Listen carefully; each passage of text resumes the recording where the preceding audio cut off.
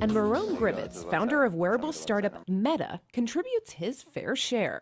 I want to change the way we use computers, and I think I have a really compelling vision of the future. A lot of people are buying into it.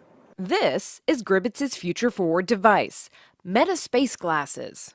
A pair of augmented reality specs that layer digital information and content that users can manipulate over their field of vision. Meta, in analogy, has a stereoscopic pair of glasses with a projector that projects to each eye, allowing for a 3D screen that wraps around the entire world. And the analogy to the mouse and keyboard is this camera that can track the edges of your fingers and their location in space at really high dexterity and low latency. In a video highlighting how the glasses might be used, Meta presents a mind-boggling world where free-floating virtual shapes can be molded, then actually produced with 3D printers.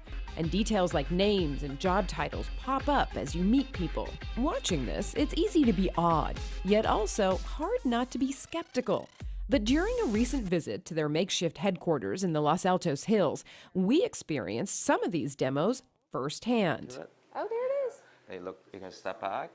With backing from venture fund Y Combinator, Meta is off to a strong start. It's received pre-orders from 1,300 developers that want to get their hands on the glasses. Architects looking to create 3D models collaboratively.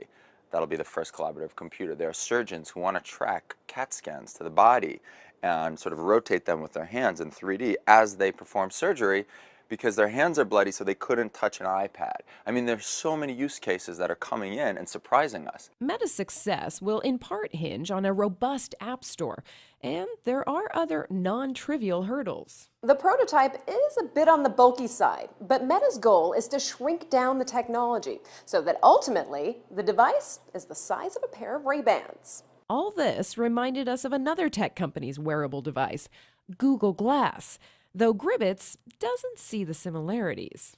We're not competing with a multi-billion-dollar company. They create a very different type of device than ours. So their device is what I call a notification machine, okay? It's a small screen in the corner of your eye that you can only interact with your voice or by swiping the side of your head. Meta bills its device as a natural machine that's more intuitive. We use the thing that has evolved to manipulate your environment, namely your hand, and it's just so much more immersive than Google Glass. So I think it's going to bear different use cases. From its home base, Meta has sweeping views of Silicon Valley. You have little Apple over there in the distance, little Google over there. We could see all the way to San Francisco. A perspective that inspires Gribbets and reminds him exactly what he's up against. In San Francisco, I'm Simi Das, CNET for CBS News.